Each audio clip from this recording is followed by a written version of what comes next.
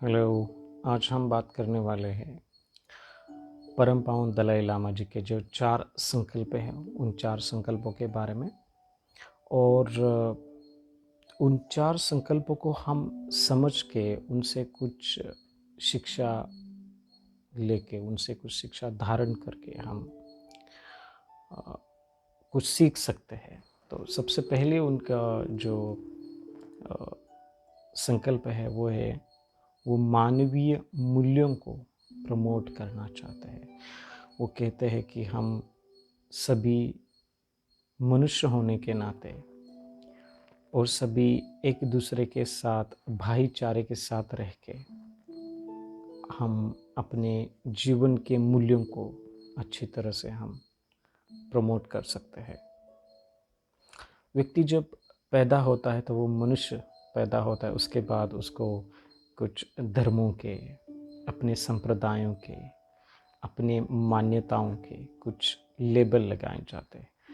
But सर्वप्रथम बात यह है कि हम एक मनुष्य है जो दुख न चाहकर सुख के इच्छुक है। मनुष्य भी ऐसे है कि जिनमें विवेकता है, जो दया, क्षमा, शांति का अभ्यास कर सकता है। एक दूसरों के मूल्यों का, एक दूसरे के मान्यताओं का आदर तथा सम्मान करके एक जो मानवीय एकता है, उस एकता को वो अच्छी तरह से पाल के रख सकता है, उसका संरक्षण कर सकता है, ताकि आने वाले पीढ़ियों को एक मनुष्य होने के नाते अच्छा संदेश मिले। तो ये पहला संकल्प है, पहली प्रतिबद्धता है कि हम एक मानवीय होने के नाते, एक मनुष्य होने के नाते हम आपस में एक भाईचारे के साथ रहें। आगे परम पावन कहते हैं कि उनकी दूसरी प्रतिबद्धता है, उनका दूसरा संकल्प ये है कि हमें सभी धर्मों का आदर, सम्मान तथा सत्कार करना चाहिए। जैसे कि एक रोग के लिए एक ही दवा नहीं बजाएगी, अलग अलग दवाओं का, अलग अलग औषधियों का सहारा आवश्यक है, माने उनका सेवन करना आवश्यक है। ठीक एक व्यक्ति के लिए ऐसे नहीं कि उस व्यक्ति के लिए सिर्फ बौद्ध धर्म ही उस व्यक्ति का मतलब दुख दूर कर सकता है। जिस प्रकार से वो व्यक्ति अपने जिस धर्म, संप्रदाय तथा मान्यताओं का वो अभ्यास कर रहा है वो करे, लेकिन हम एक दूसरे के धर्मों का आदर तथा सम्मान करें। आजकल हम देखते हैं कि आपस में लोग अपने मान्यता, संप्रदाय तथा व्यक्तिगत कुछ ऐसे मूल्य होते हैं, उनको ठेस पहुंचाने से व्यक्ति क्रोधित हो जाता है और समाज में अशांतता फैलती है। वाकई में ये एक प्रकार का एक उचित व्यवहार नहीं है कि हमने किसी धर्म के प्रति, किसी संप्रदाय के प्रति हम उनको कुछ अनुचित शब्द बोले, उनको कठोर शब्द बोले, उनकी मान्यता, संप्रदाय तथा अन्य धर्म है उनका आदर तथा सम्मान नहीं करें। तो एक मनुष्य होने के नाते ये किस प्रकार से हम समाज में एक संदेश फैला रहे हैं। आजकल की 21वीं शताब्दी में भी देखते हैं, और पहले से भी ऐसे भी अनेक झगड़े, ऐसी भी अनेक अशांतता फैली हुई है धर्मों के कारण। मैं हिंदू धर्म का, तुम बौद्ध धर्म के, तुम इस्लाम धर्म के, तुम सिख धर्म के। देखो हमारी मान्यताएं बहुत अच्छी, देखो हमारी मान्यताएं इतनी इतनी सदियों से चली आ रही हैं। देखो हमारा धर्म ही सबसे शुद्ध है, देखो हमारा धर्म ही सबसे सबकी मतलब दुनिया को बहुत ऊंचा स्थान देने वाला है। देखो तुम हमारे संप्रदाय तथा धर्म में आओगे ना, तो तुम भी मुक्त हो जाओगे। इसलिए मेरा धर्म श्रेष्ठ और तुम्हारा धर्म कनिष्ठ, माने तुम्हारा धर्म नीचा। इस प्रकार का व्यवहार एक मनुष्य वृत्ति नहीं दिखाता है।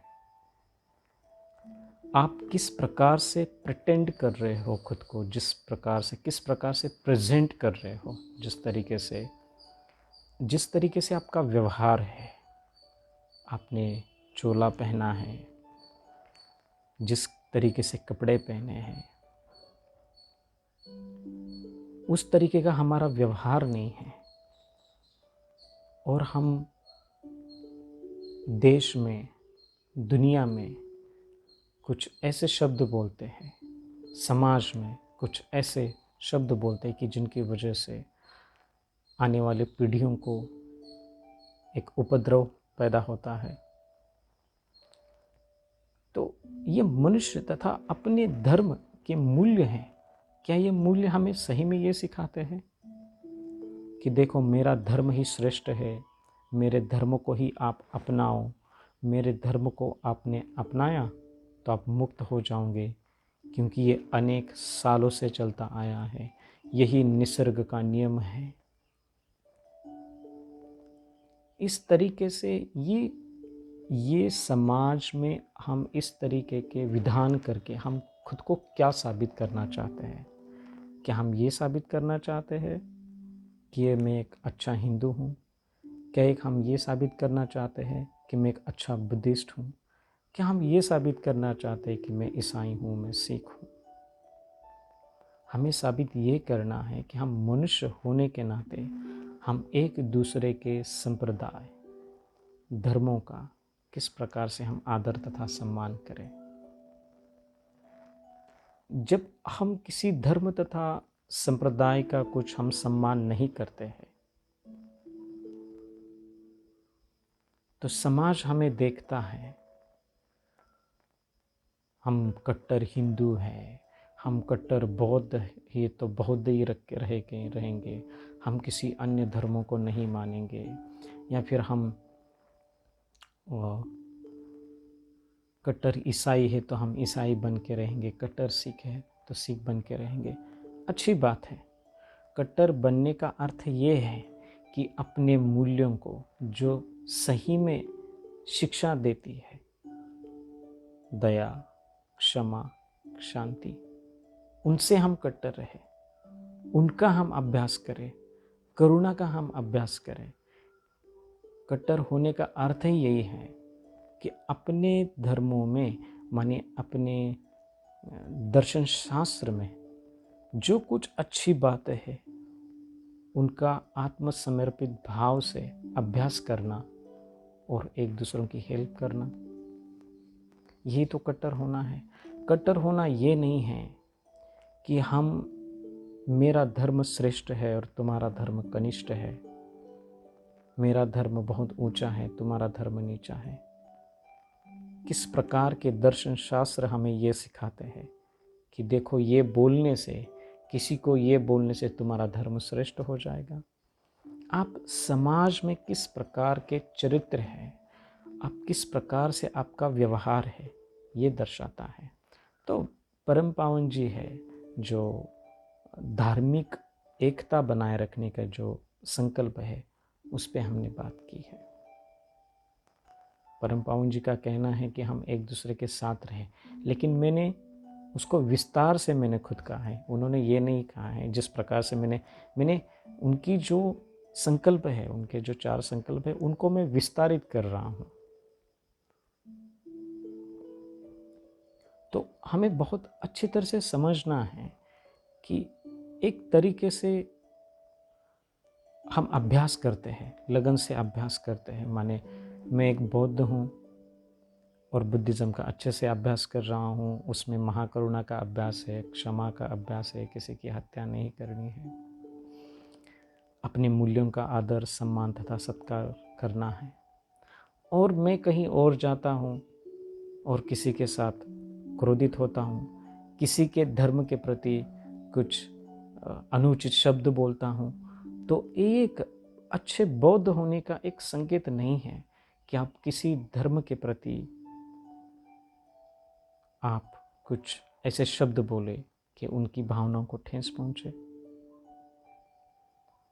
या फिर मैं एक हिंदू हूँ, या फिर मैं हिंदू धर्म का अच्छे से पढ़ाई करता हूँ, धर्म ग्रंथों को अच्छे से समझता हूँ, मैं उनसे शिक्षा लेता हूँ कि एक अच्छा दयावान कैसे बने, प्राणियों की सेवा कैसे करें, और वो किताब पढ़ता हूँ, अच्छे से चिंतन करता हूँ, और समाज में मैं उनके विपरीत में कुछ कार्य करता हूँ, तो क्या मैं सही हिंदू हूँ? यही बात, क्या मैं सही सिख हूँ, ईसाई हूँ? तो हमें व्यक्तिगत रूप से भी सोचना चाहिए। हमारे मतभेद हो सकते हैं कई किसी हम धर्मों के बारे में, जिस मान्यता या फिर दर्शन शास्त्र कहते हैं उनके प्रति हमारे मतभेद हो सकते हैं, लेकिन मनभेद नहीं होने चाहिए। मनभेद हो गए तो, मनभेद जब होते हैं तो कटुता आती है, और जहाँ कटुता है एक दूसरे के प्रति वहाँ पर तिरस्कार भी होता है। तो मतभेद आवश्यक है, मतभेद होना कोई इतनी इतनी अशोभनीय बात नहीं है, लेकिन मनभेद नहीं होने चाहिए। मनभेद माने अपने अपने मूल्यों का, अपने अपने दर्शन शास्त्रों का अच्छा अभ्यास करें जो हमें अच्छे सिखाते हैं।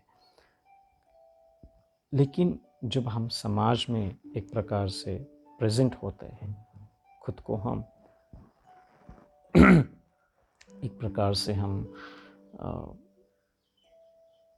समाज में जब हम जीते हैं, लोगों से मिलते हैं, तब हम किस प्रकार के व्यवहार करते हैं, किस प्रकार का चरित्र है, ये हमें अपने धर्मों के गुणों से पता चलता है। आपके गुण, आपका चरित्र, आप सही में करुणावान हैं तो सही में आप आपके धर्मशास्त्र, धर्म ग्रंथ, उनका गंभीरता से अभ्यास करके समाज में सुख शांति फैला रहे हैं। तो यही परम पावन जी कहते हैं कि हमें रिलीजियस हार्मनी जो है, धार्मिक एकता बनाए रखनी है। परम पावन जी सभी मंदिरों में जाते हैं, उनको बुलाया जाता है, अलग अलग लोग उनका आदर सम्मान सत्कार करते हैं। ये वही वो एक संकेत देते हैं, वो यही बताते हैं कि हमें अपने धर्मों का पालन करना ये अपना व्यक्तिगत है।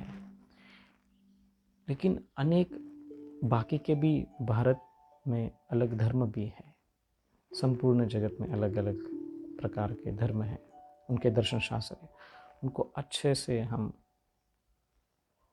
एक्सेप्ट करें।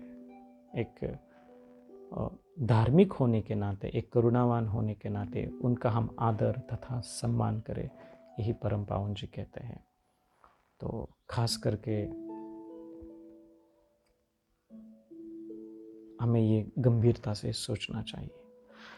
और उनका तीसरा संकल्प ये है कि एक तिब्बती होने के नाते वो तिब्बत की जो भाषा है, उनकी संस्कृति है, उनको अच्छी तरह से संरक्षित करना चाहते हैं, ताकि क्योंकि हमें जो कुछ भी मिला है अभी तक, जो कुछ भगवान बुद्ध की शिक्षा है, अपने नालंदा तक्षशिला जैसे विद्यालय में जितने भी हमारे आचार्य पढ़े वो तिब्बत के, और सारी जो ग्रंथ हैं वो तिब्बती भाषा में, भोट भाषा में उसको पूरी तरह से संरक्षित रखा गया। उस भाषा को हमें अच्छी तरह से संरक्षित करना है ताकि वो आने वाले पीढ़ियों को, खास करके तिब्बती युवाओं को एक अपना कल्चर, अपनी संस्कृति, अपनी भाषा अच्छा आगे हस्तांतरित करने के लिए वो प्रेरित करते हैं। और उनकी चौथी प्रतिबद्धताएं हैं कि भारत में, भारत का जो प्राचीन ज्ञान तथा प्राचीन विरासत है वो फिर से लौटाना चाहते हैं। जैसे कि हमारे देश में जो नालंदा, तक्षशिला, ऐसे इतने बड़े बड़े बुद्ध विहार हुए, वहाँ पर बड़े बड़े आचार्य आए, उन्होंने पढ़ाई की और वो तिब्बत में गए, तिब्बत में उन्होंने सिखाया, तो उन्होंने अच्छी तरह से संरक्षित करके रखा है। अब परम पावन जी भारत को एक गुरु के रूप में देखते हैं और वो खुद कहते हैं कि मैं एक भारत का शिष्य हूँ, मैंने भारत से बहुत कुछ सीखा है। तो मेरा एक कर्तव्य बनता है कि जो कुछ मैंने भारत से गुरु होके मैंने सीखा है, गुरु होने, भारत हमारे लिए गुरु होने के नाते अब समय आया है कि भारतीय युवा भी अपने तर्कशास्त्र, जिस प्रकार से महाविद्यालय में जो बुद्धिस्ट मोनेस्ट्रीज है वहाँ पर तर्कशास्त्र सिखाया जाता है, किस प्रकार से आप किसी प्रश्न को तर्क के साथ वहाँ पे चर्चा करके उसका, उस शंका का, संदेह का समाधान कर सकते हैं। तो परम पावन जी यही उनका कहना है कि अभी समय आया है कि भारतीय युवा तथा भारतीय लोग वो सीखे अपनी करुणा, शांति, उसका अभ्यास करने के लिए तर्कशास्त्र का भी अवलंब करना चाहिए। और बहुत सारे उन्होंने मिनिस्टर्स, इंडिया के जो मिनिस्टर्स हैं, मंत्री हैं, पॉलिटिशियंस हैं, उनसे वो मिले और उन्होंने काफ़ी आशा दिखाई कि वो जल्द ही आने वाले कुछ सालों में पाठ्य पुस्तक क्रम में, जैसे स्कूल है, कॉलेज है, उनमें दया का, शांति का कुछ ऐसा पाठ्यक्रम बनाएं कि बच्चे वो सीखें। और सचमुच एक ज़रूरी है, क्योंकि बच्चों को मानसिक जो बाधाएं होती है, डिप्रेशन होता है, एंजाइटी, नेगेटिविटी, उनको किस तरीके से हम दूर कर सकते हैं ये सिखाया नहीं जाता। तो इसी के ज़रिए बच्चे ध्यान का, मेडिटेशन का, दया का, करुणा का अभ्यास करके आने वाले कुछ सालों में, आने वाले पीढ़ियों में या फिर आने वाले समय में वो एक अपने देश को भी एक अच्छे स्तर पर पहुंचाएंगे। तो ये दलाई लामा जी के 4 संकल्प हैं। इनसे हमें ये सीख मिलती है कि हम चाहे कितने भी, हमारे पास कितने पर धन हो, पावर हो, ज़रूरी नहीं है कि हम वो लेके जाते हैं मृत्यु के पश्चात। ज़रूरी है कि हम किस प्रकार से जीवन जिए हैं। हम कुछ लेके नहीं जाते हैं, हमारे अच्छे कर्म हम अपने साथ लेके जाते हैं। समाज में एक इस तरीके से हमें खुद को प्रेजेंट करें कि मैं करुणावान हूँ, मुझे लोगों की सहायता करनी है, मुझे अन्य लोगों के, अन्य धर्मों का आदर, सम्मान तथा सत्कार करना है। किसी भी धर्म के प्रति हमें मतभेद नहीं, मनभेद नहीं, मतभेद हो सकते हैं।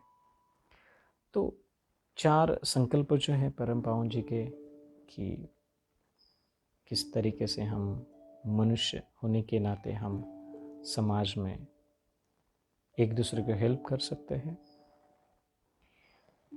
और जो धार्मिक एकता है वो कैसे बना सकते हैं, और एक तिब्बती होने के नाते तिब्बत की संस्कृति, भाषा को कैसे संरक्षित कर सकते हैं, और भारत हमारे लिए एक गुरु होने के नाते हम भारत को क्या दे सकते हैं, किस प्रकार से हम भारत में पुनः बुद्ध के जो मूल विचारधारा है तथा सभी धर्मों की जो मूल विचारधारा है, दया, शांति, करुणा, उसको हम किस प्रकार से और विकसित कर सकते हैं। तो यही परम पावन दलाई लामा जी के 4 संकल्प है, उनको हम अच्छे से समझें, समझने के बाद उस पर हम गंभीरता से चिंतन करें और वह अपने जीवन में उतारने का प्रयास करें। नमो बुद्धाय।